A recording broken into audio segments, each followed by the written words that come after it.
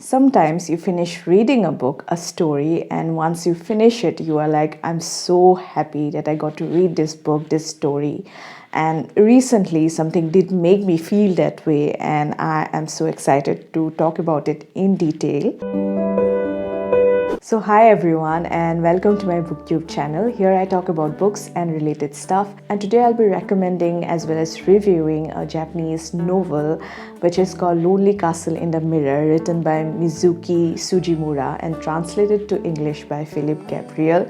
This book really got all of my attention and I was so surprised by it. So the basic premise of this book is that this is about a girl called Kokoro, and she has dropped out of her school. She has stopped going to her school and she stays in her house, in her room the whole day watching TV with all her curtains drawn. And this is basically her life. And then one day the mirror in her room starts to glow and she is able to go into the mirror, and on the other side she finds herself in a castle.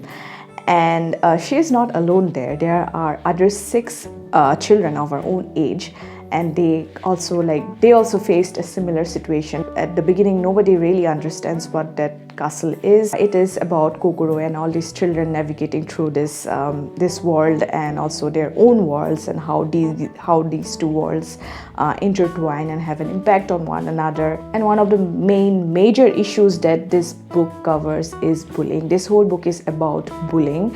And this is a bit of a magical realism or a sort of portal fantasy. So portal fantasy is the kind of fantasy story where there are two worlds. One is the imaginary world and one is the real world, and both of them are connected through a portal. So in this story, the portal is a mirror. At first, when I started reading this story, I was like, okay, seems like a good enough story about all these children coming together and connecting and forming new friendships.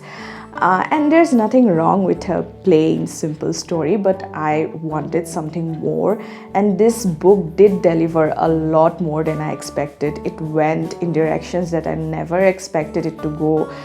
There were so many things that surprised me overall. In some ways, it is still a simple story, but it is also more than that. It has so much subtlety and nuance. It's also both dreamlike and realistic in so many ways. Now, one of the major issues that this book covers, that is bullying. Now, I already kind of had an idea before going into the book that this book is going to focus on this issue going from the blurb, but the way it addressed it, it had so much nuance to it. Like the story did not follow a normal route at all to focus on this particular issue or to give importance to this particular issue. It brought in this magical realism aspects. It also had a little bit of complexity in the storyline as well, in the plot line, and also throughout the story, the way the story progressed, throughout the progression of the story, a lot of layers were being unwrapped that revolved around this issue or other related issues. Like, it made us question certain things, to what extent something can be called bullying. Is there a certain criteria for it, which so many people think that there is? And there's a distinct contrast between the adults in the book. Some people really have a superficial view about certain issues. They cannot go into the depth of it. There are people who do not consider how something that, no matter how it seems from the outside, can have a devastating impact on a person and can totally break them. And there were adults who did understand, who did go into the depth of these issues. Now, coming to the friendship, one of the best aspects of the story, and it also had a lot of nuance. As I have mentioned before, I just thought it was going to be a very simple story about all these people coming together and finally having someone to talk to. And yeah, it was that in some ways, but it was also more than that. There was a very swift and subtle progression of these friendships over time. There were also a lot of complexities in these friendships.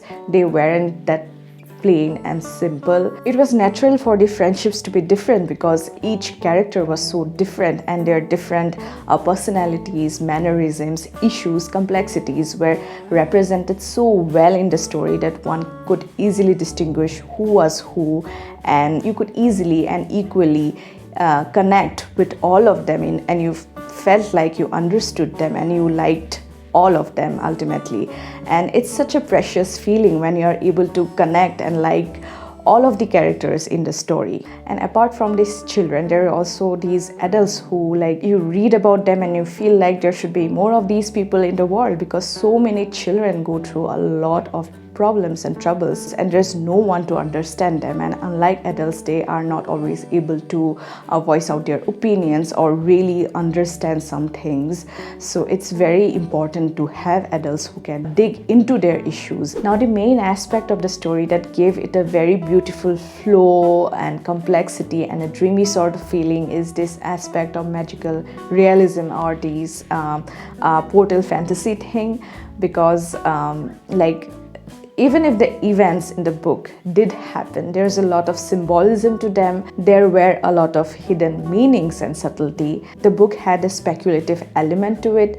Like, it did explain a lot of things, but sometimes you are forced to question, like, what was the underlying meaning of everything that had happened. The latter part of the book was specifically focused on this magical realism aspect, like the end pages specifically had this dreamy sort of feeling to them. The ending was mostly a happy one, but it also had a lot of bittersweetness. Like, there are things that are left for your imagination. And one of my most favorite things about the story was how it progressed.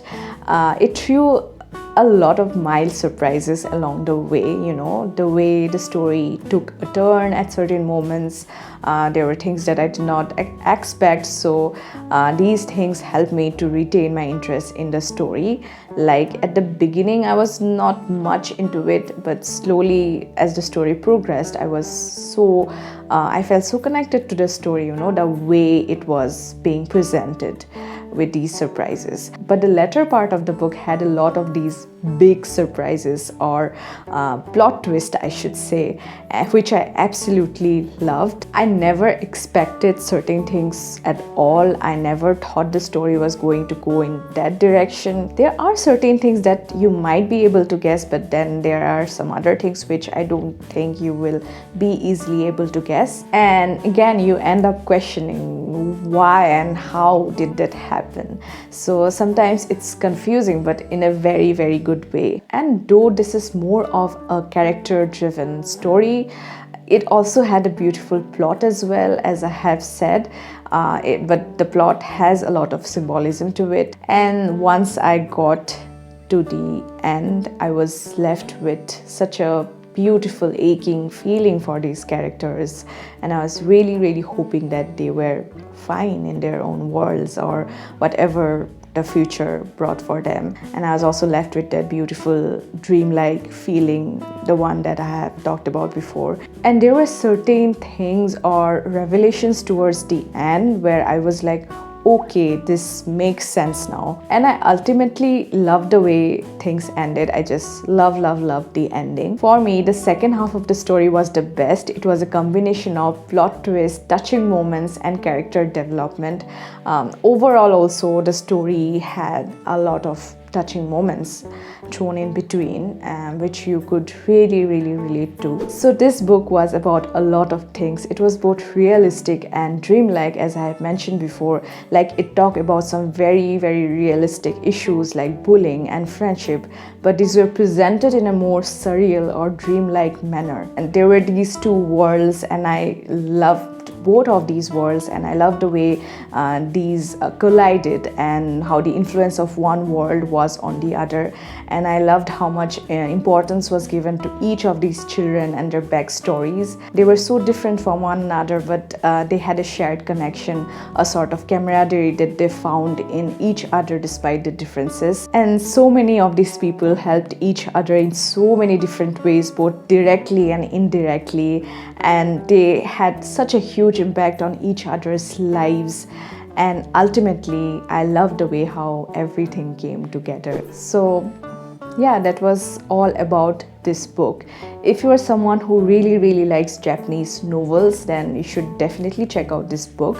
And even if you haven't read a Japanese book before, then you might start with this one. And thank you to anyone who has stayed till the end, and hopefully you like this recommendation and this review helps you to decide if you want to pick this book up. And yeah, that was all for today. And if you found this video helpful, do give it a thumbs up. And yeah, see you next time with another bookish video very soon. Till then, please do take care and have a great day ahead. Goodbye.